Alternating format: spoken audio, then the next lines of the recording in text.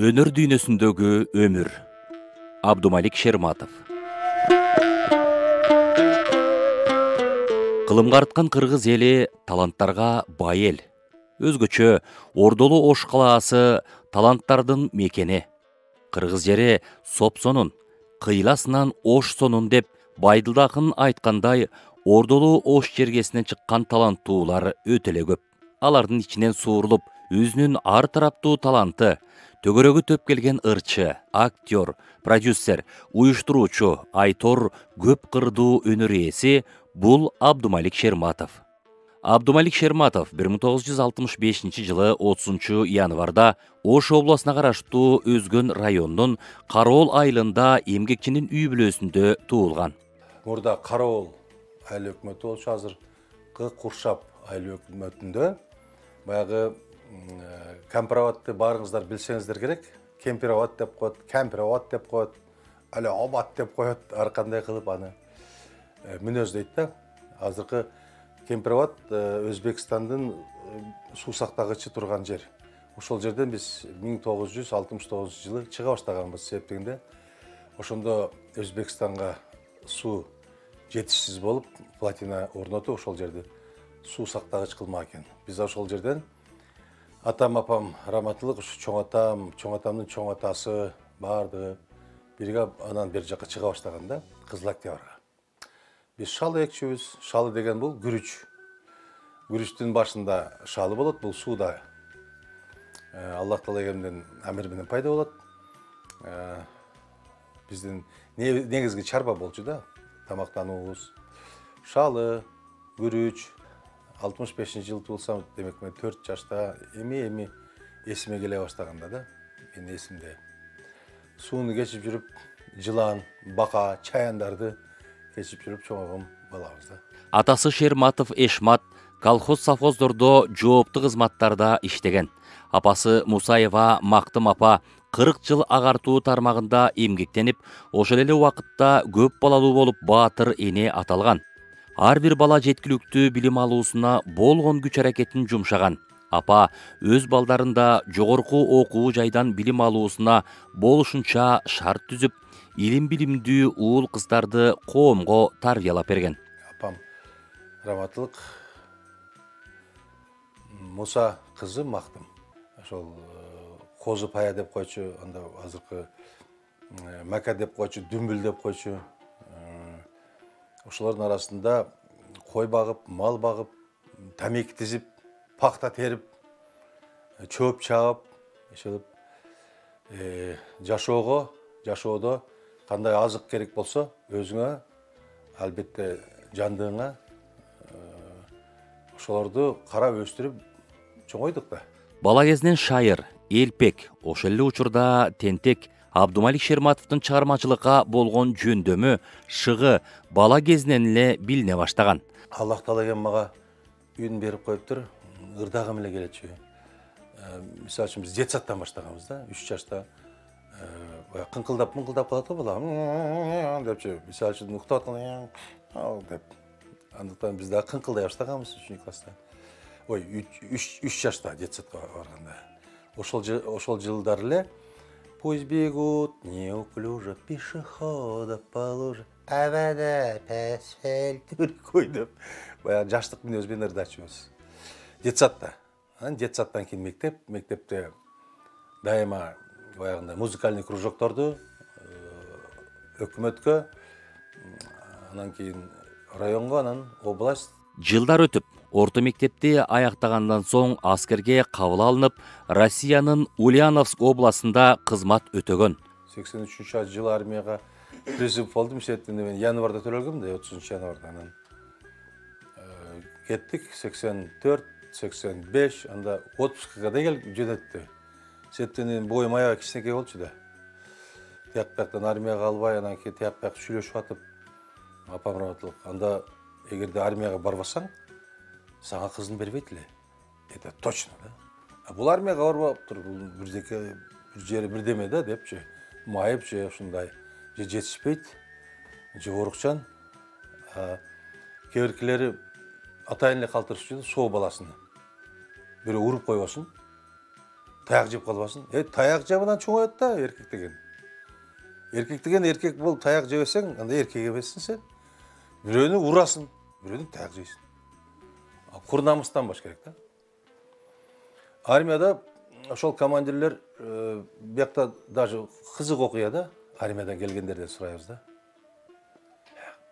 Қайсы армия, қайсы войска жақшы, ой, қайсы жерден таяқ жебейсің, қайсы жер майлы сүтті депші.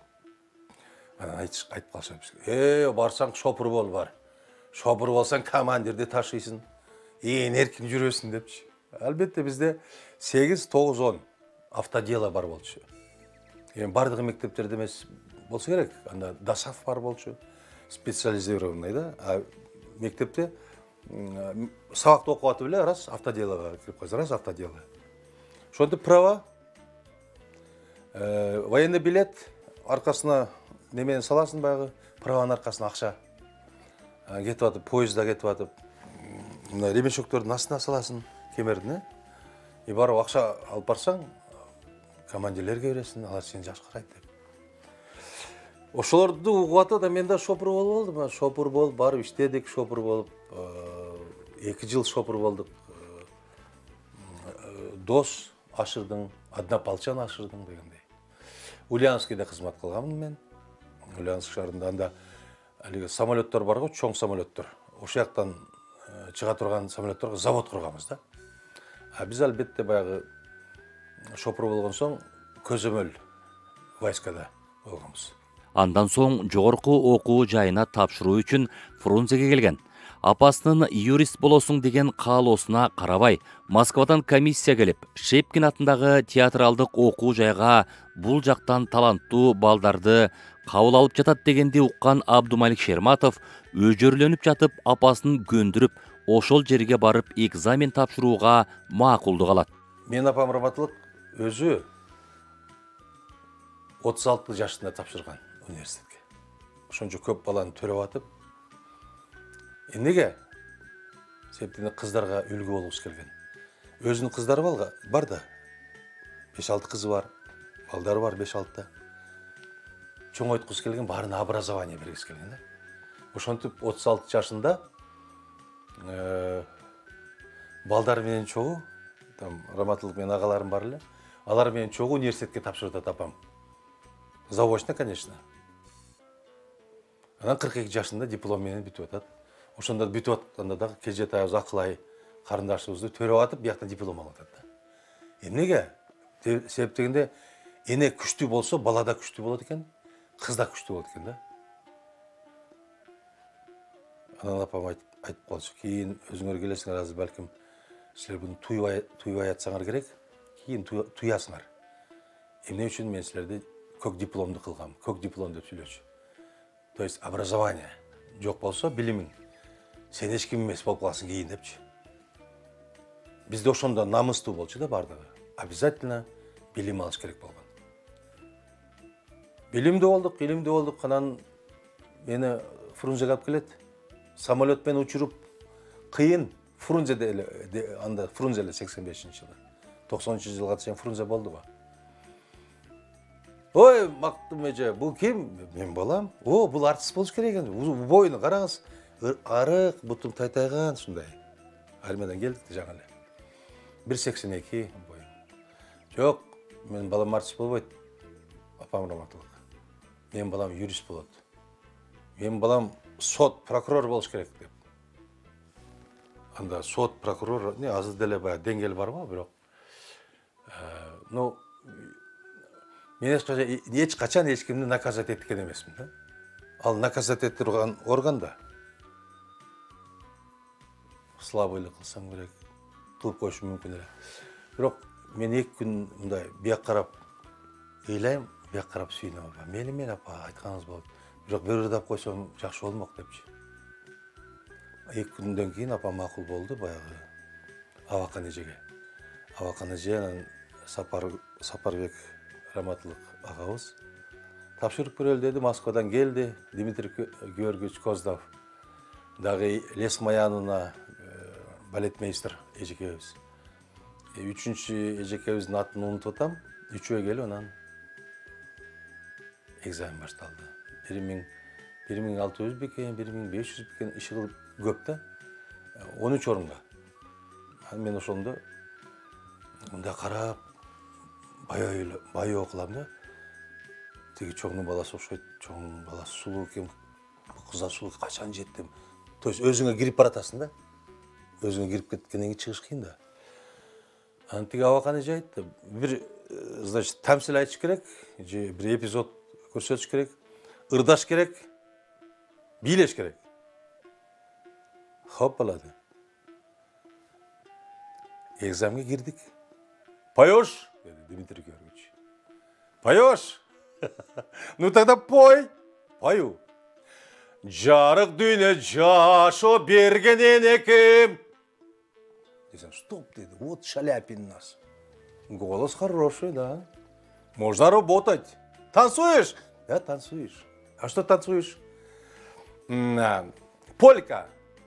Какая полька? Это вот это орысчаны анчамча баягы көргөндө неме болуп калат экенсиң да, коркуп. Анчанский. Ну танцуй. Ну, пошел. Концертмейстер. Тан-тан-тан-тан-тан-тан-тан-тан. Кеттик, чемирилип. Стоп. Ну это... Ты можешь балетом заниматься. Молодец, деп өздөрүнүн баягы калуу тилектерин айтты. Ошол анан баягы надо рассказать рассказ какой-то. Можешь рассказать dedi. Мен кичине үйрөтүп койгон да мага Сейиттин образын Жамиледеги. Бадалдардын түбүндө акырын жатып алып, эми эстегеним айтып берип атам да. Сүрөт тартып аткам.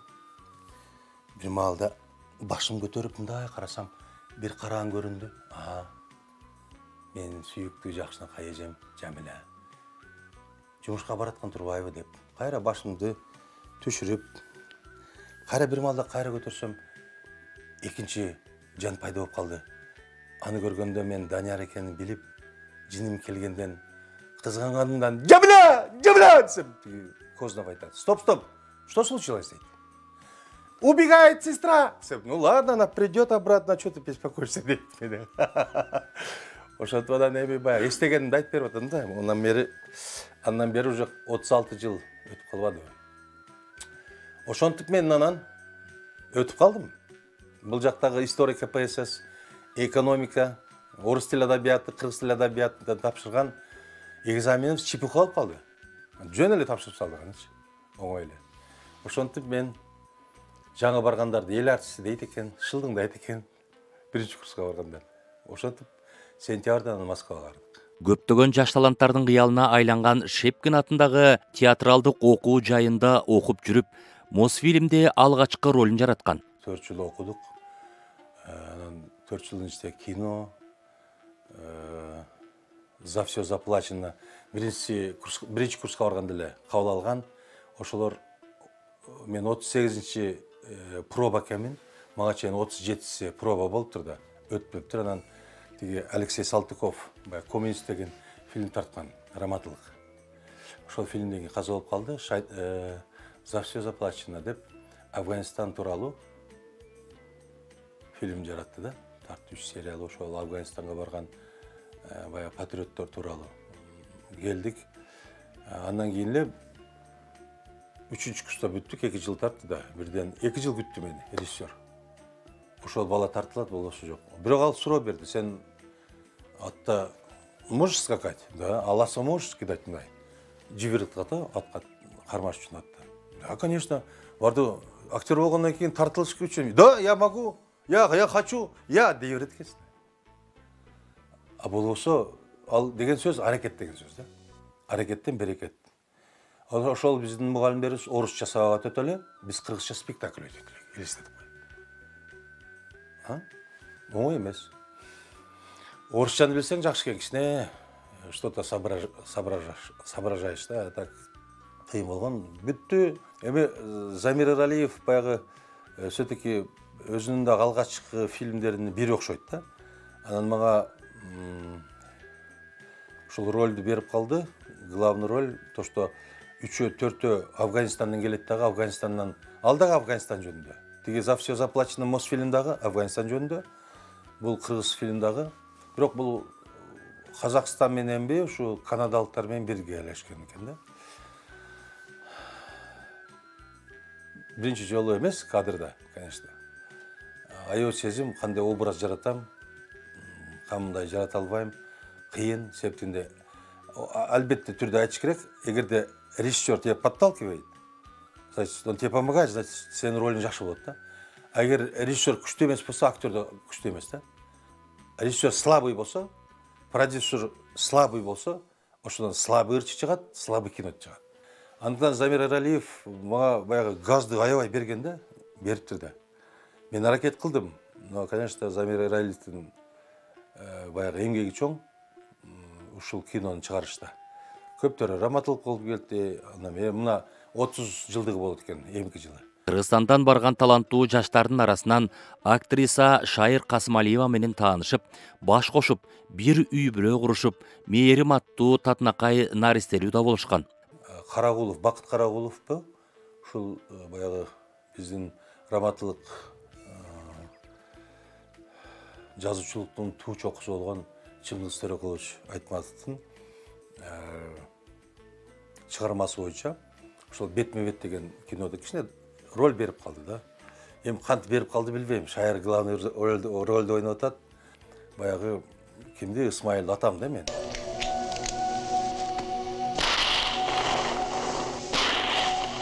Исмаил, бросай оружие, выходи.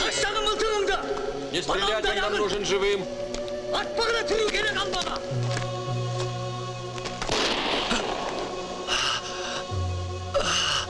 Албетте баягы Бакыт Карагулов мен өздөмө берип, мындай кыласың, тигиндей кыласың деп режиссер болгон, кичине эпизод болгон. Иш кылып кичинекей эпизод болсо дагы актер үчүн бул бакыт да. Москвадан окууну аяктагандан соң борборубузга келип, жаштар театрында эмгек жолун баштаган. Театрда жаңыдан жылдыздары жанып, ырчы болуп келатышкан Айчүрөк Иманалиева, Алина Жетигенова, Динара Акуловалар менен чогуу иштешип, Биз муну жаштар театры келип, биз актёрбуз, кыйынбыз деп келдик да. Келсек театр жок. В смысле, здание жок. Жаштар театрын ачышыбыз керек. Жок. Анда Төкөлдөш деген директор болгон экен. Ошолор бизди алып, анан цирктин дагы имаратында иштедик. Иши кылып биз кыргыздар кочевники же да, көчмөнбүз да. Ушул жерде правительство дагы ошо жаштарга деп бир здание берген жок, өздүк кылып. Кийин гана берди, ошол пионерлердин үйү экен. Ошол жерде до сих пор жүрөт да. А жаштарга деген чоң здание бериш керек. Керек болсо салыш керек, приказ бериш керек президент. Салгылам, ол жерде биздин келечегибиз жаштар. Жаштарды көтөрүш керек. Азыр спектакльге барбайт азыркы мезгилде. Телефон биягына кирет, карасаң мынтип эле телефонун ичине кирет да, бияк жабык. Кулагы да жабык да. Китеп окубайт, маданиятсыз. Көп маданиятсыз. Керек болсо жаштар эмес, чоңдор. Биз маданиятсызбыз. Эмнеге жетишпейт? Китеп окуш керек. Китепти окусаң сиңимдүү болот. Начитанный деп коет, вот аны начитанный да. Төкөлдөшүп айтты да, Абдымалик, сен ырчылар топто концерт коесуңар, анан сен айлык аласың, анан иштей бересиң. Расул келип атат, Алина Жетигени келип атат, Айчүрөк Иманалиева келип атат, Чолпон Алсейитова келип атат, Мерген Турган келип атат, Тарас Асанкулов, мен деген оон чаткар. Ак белең ай перим деген ыр чыкканда талашып бардыгы. Алина айтат, мен ырдайм дейт, Алина, Айчүрөк мен ырдайм дейт. Динара жок анда. Биз Динара менен филармонияда таанышып калдык окшойт. Мындай өтүп баратсам, саламатсызбы? Саламатчылык деп анан учурашып, кандайсыз, жакшысызбы? Келбейсизби театрга? Иш кылып конкретно не помню да, себеп болуп анан таанышып калып атабыз. Театрга чакырдык, келди театрда. Төкөлдөш айтат, Абдымалик, сага рахмат. Сен эми актёрдук иштин кыла бер, булар ырдай берсин дейт. Кандай? Үн бар, бирок үн опять бытовойго, эстрадага невоспитанный, оказывается, биздики оперный. Ай, мындай кылсаң тигиндей болот, биздики спектакльческий да. Бирок мурдагы ырчылык менен анан өзүм анча-мынча ырдап жүрдүм немеде, ошол театрыбызда. Кейін Динара келіп, анан маға не важно, да, кто человек мұрдақың. Меңа арқандай сөздерді айта береді, мен мұрдақ ешенген жоқпын да, шо. Динара менен батылы тіл тауышып, батылы кейінгі чарма шыққанда қош жылдыз болып қалдық. Açılıp canı ayazda dağı. Çoğasında castık zamanı, caraşa gülü, caraşa gülü. Алықпаған емгек, өжөрлүк, анан эң негизгиси жараткан берген таланттын аркасында Абдумалик Шерматов деген ысым узун элдин уугуна, кыска элдин кыйырына жетип турган учурда кош жылдыз болуп жаркырап, Динара Акулова менен сахнада да, жашоодо да кош жылдызга айланышкан. Кош жылдыз Абдумалик Шерматов, Динара Акулова дегенде бир ай мурда билеттер, 1-2 ай мурда биз апшайлыбыз да, билеттер қалбай қалды да. И то бір күнге емес, 15 күн бер жағы. Ал деле эмгектин акыбети болсо керек. Чуркап, ошол продюсер болуп, организатор болуп кыйын иш да. Бары менен мамиле түзүш. Анан билет кылбай калганда эшиктен кирип тешик дегендер болчу эле залдарда. Дворец спорта да тешиктер көп да. Анча-мынча баягы ошол жолду билгендер билет калбай калса, иши тешиктен өздөрү акча алып киришкен да. Элестетем, азыркы күндө бир артист концерт койсо, эл барышы, барбашы күмөн да. Демек, эмнеге андай болду? Появился телефон. Ютубтан көрүп алам. Бул Инстаграмдан көрүп алам. Башка каналдардан көрүп алам деп, анан тем более акчасы жок болуп калды. Ар бир үй бүлө, ажырашкан үй бүлөлөр жарашып, жакшы жашап аткандар андан бери чапташып жакшыр болчу да. Өтө жүрөккө жетиштүү, сүйкүмдүү болчу. Ну, судьба. Биз 9 жыл жашадык Динара менен. Мен жаманды көргөн жокмун, эми өйдө төмөн болот да. Эки таланттан жаралган кызы Малика Дина да учурда кыргыз эстрадасынын эң алдыңкы жылдызы. Ички дүйнөсү таза Маликабызды берди Аллах таала экен. Ошондо да Аллах таала экендин амири менен ошол кыз келип атат. Малика кызым дагы жаман болуп чыгойгон жок. Алхамдулилла, мен разымын кызыма. Мага келип кабар алып кетип турат. Ошондой болсо дагы мен айтам ата-энелерге, ажырашпагыла, жакшы жашагыла. Негизи өзү аялды угуп койгон эркек жакшы эркек болот. Но аял киши дагы чересчур кетпеш керек да. Асманга чыгып алып түшпөй койбош керек да. Анча-мынча түшүп турса жерге. Ошондо эркек бактылуу болот, үй бүлө дагы сакталып турат да. Булак көрсөң көзүн ач дейт элибизде. Анын сыңарындай көптөгөн жаш таланттардын чыгармачылыкка аралашуусуна себепчи болуп, тузу оор бул кесиптин ой кырын таанытууда зор эмгек жумшаган. Алсак, ошол эле кичинекей Гуличка аты менен таанылган Гүлмира Рысбаева. Мен баягы жаштарды, кичинекей балдарды, кыздарды чыгарганга аракет кылам да, анан машмын. Септенде албетте нар жагында болсо керек, септенде мен өзүмдү ойлоп, кичинекейимди только мектеп менен, детсад менен ырдап жүрүп, анан ошого кызыгып калгам да. Мен кичинекей балдар, кыздар ырдаса өтө кубанам. Ошондон мен баягы 70 жаштан 70 жашка чейинки конкурстарды уюштуруп атам азыр деле. Кудай буйрса, канчалык дараметим болсо ошончолук аракет кылам. Ошолордун бири биринчи кызыбыз бул кичинекей Гүлмира, азыркы даңкайган Гүлмира Рысбаева. Азыр анча-мынча уялып мага жолукпай жүрсө керек. Мен андайым издейм, чыгарып коеюн, кызым келип көтөрүп коеюн кызым депчи.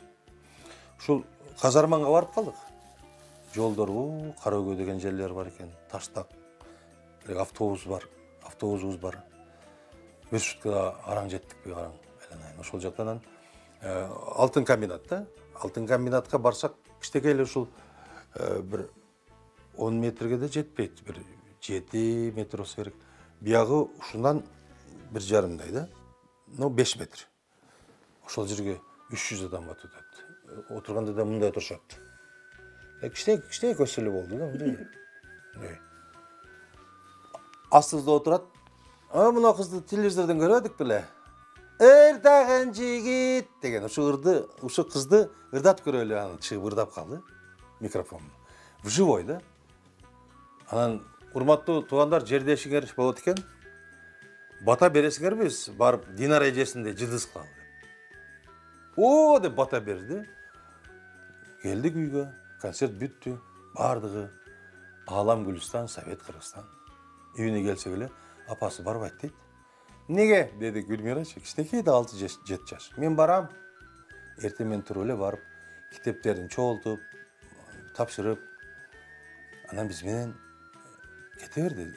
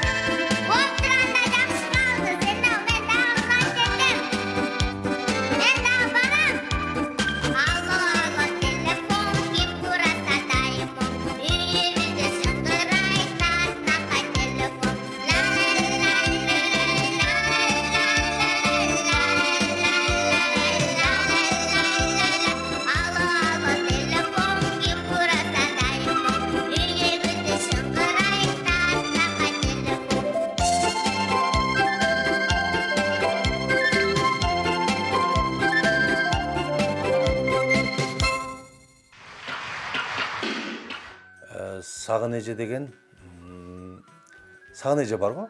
Режиссер, постановщик, немеде, КТР'де. Эжебиз көп баягы жанрлуу нерселер тартат го. Особенно жылдыздар тарткан, ошол жылдыздардын Сагын эженин эмгеги бизде аябай көп да. Ошол Жапар биле күйөөсүнүн аты. Жапар болсо керек. Ошо Жапар агай күчтүү оператор болчу да. Ошол эже экөө барып бизди көл жээгине тарткан ушул немени балалыкта. Динара нырларын тартчу. Бизди тартчу. Биздин концерттерди тартчу. Андыктан ошол составка, ошол мезгилдеги КТРдин жамаатына мен ыраазымын.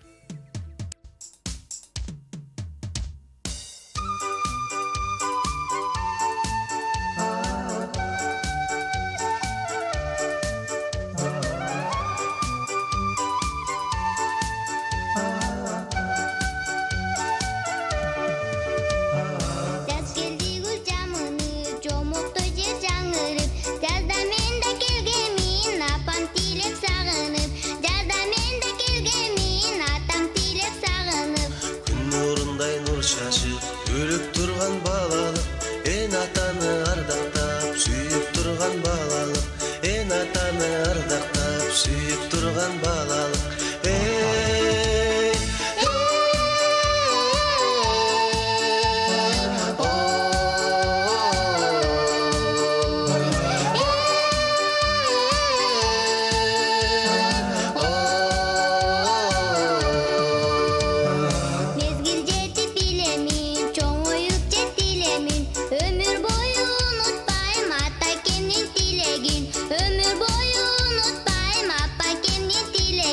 Шаттық менен ойынға қанып тұрған балалық, ал олонған от болып жанып тұрған балалық, ал олонған от болып жанып тұрған балалық.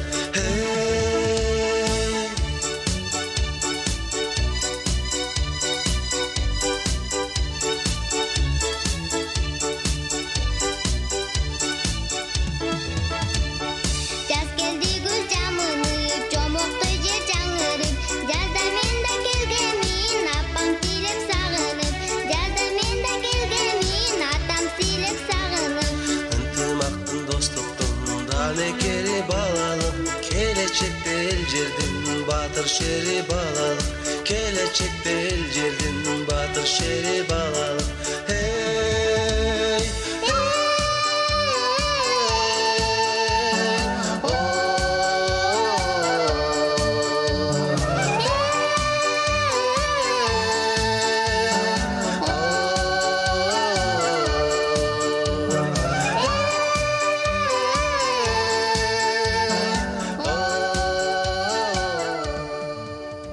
Ильяс Абдразаков сыяктуу эл оозуна алынып калган жаштарды сүйүктүү ырчысына айланып калуусуна дал ушул Абдумалик Шерматовдун да эмгеги бар. Кымыз бериңиздерчи? Жок ата, биз ырдасак бийлесек андан берет. Ырдасак бийлесек берет? Ооба. Макул. Кымыз бериңиздерчи? Жок, ырдасак бийлесек андан берет. Азыр бийлейсиз. Мага окшоп бийлейсиз азыр. Сага окшоппу? Ойноп коюң. Бийлейм дейт го? Иә. Бийлейм дейт. Билейбиз. Кымыз бер деп атам. Кымыз бар бекен? Кымыз. Самогон бозо боло берет. Жок, кымыз. Мага окшоп бийлейм.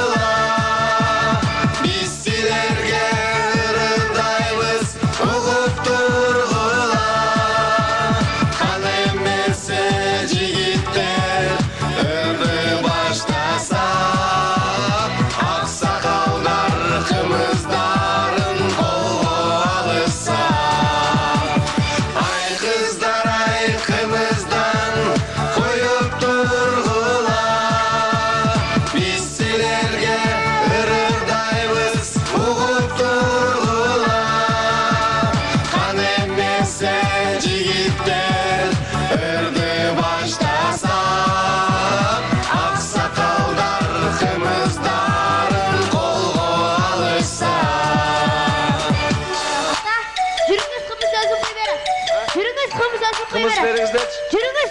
Kımız verip koğulaçı. Самогон da bolaveren. Vino verip koğulaçı. Abdumalik Şermatov, İlyasbek Abdurazakov. Sizlerden şandura kolçağınızlar. Kolçağlar hürmetliğinler.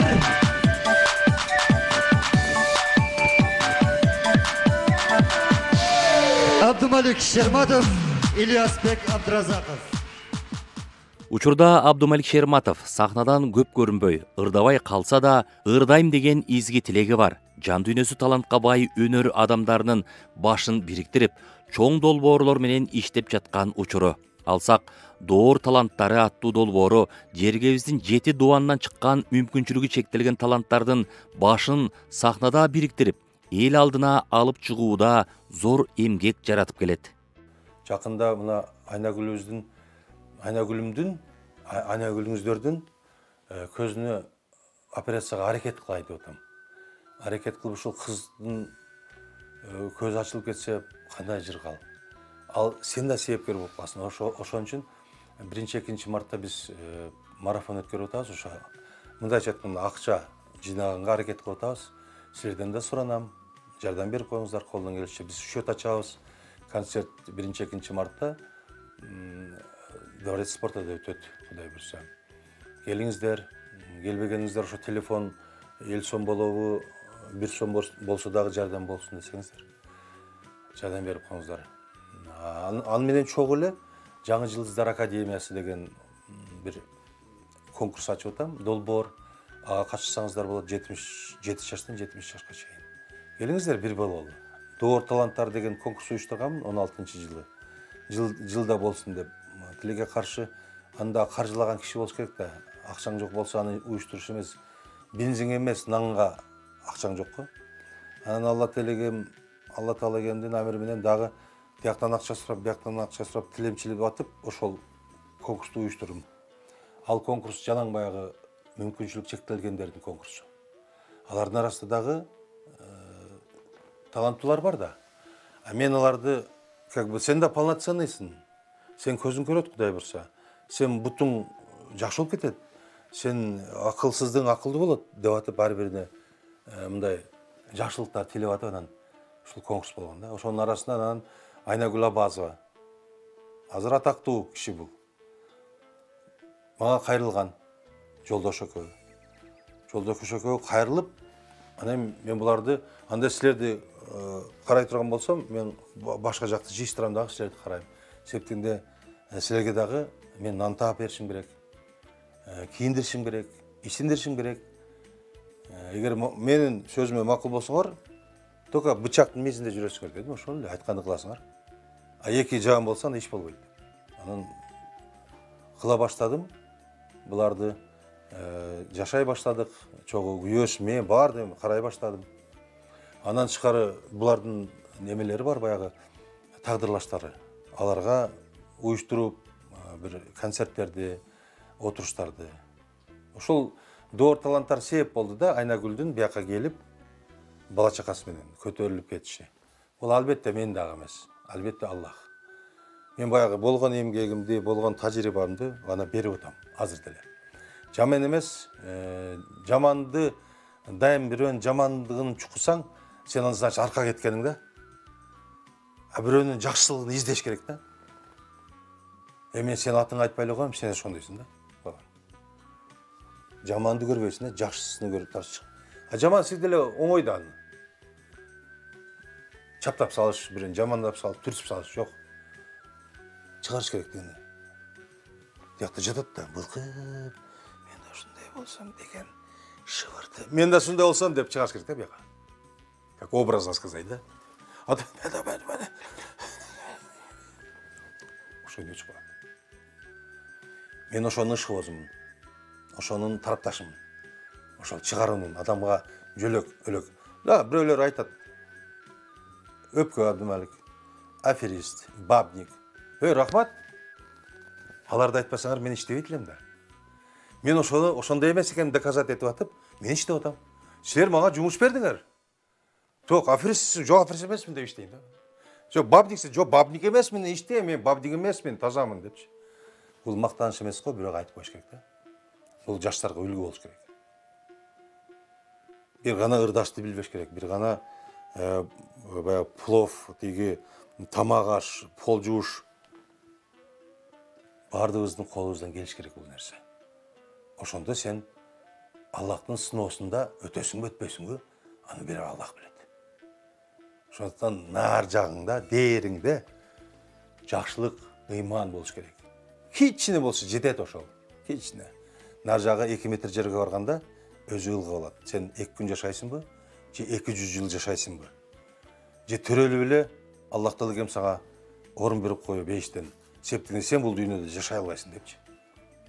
А сен бул дүйнөдө кыйналышың керек, сыноо алышың керек деп бизге окшогондорду, сага окшогондорду, бардыгыбызга окшогондорду сыноого жиберген. Антта барыбызга кааларым сабырдуу болуңуздар, аман болуңуздар, дайым бир бололу, бирөөгө жардам бергенге шашалы, Аллах деген сөздү унутпайлы, келмелерди келтиргиле, тез эле жакшы болуп калганын билбей каласың да. Даже сага жамандык каалап аткандарда кагылып баягы денеде бит болсо, серкелер болсо мындай түшүп калганын өзүңөр билбей каласыңар. Мен силерге баракат каалайм, ийгилик каалайм, пейиз каалайм. Бар болуңуздар.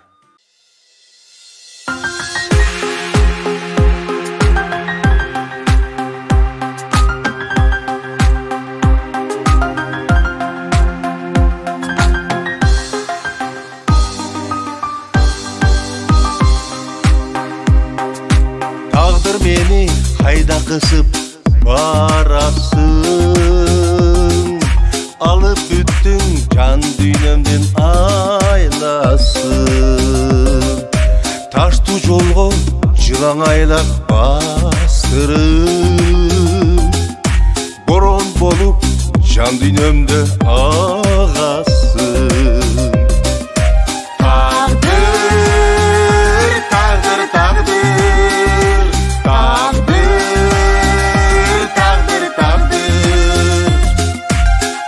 Geçir kılsam can şok atasın.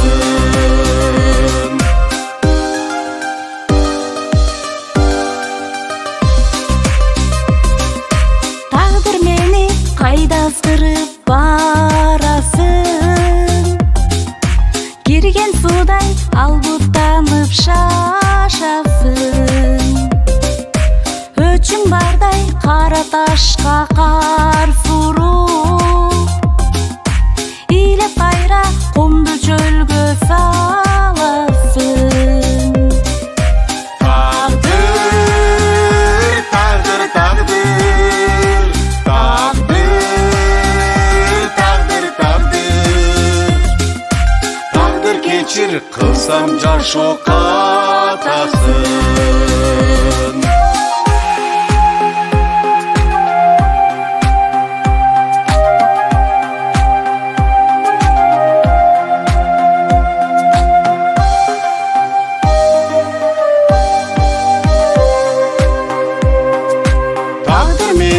Kılıç benim çabasın, kedi ayak bal şirini salasın. Balkim tağdır şola bolup yoluma, tuңguyuktan özüň alıp çıgarırsın.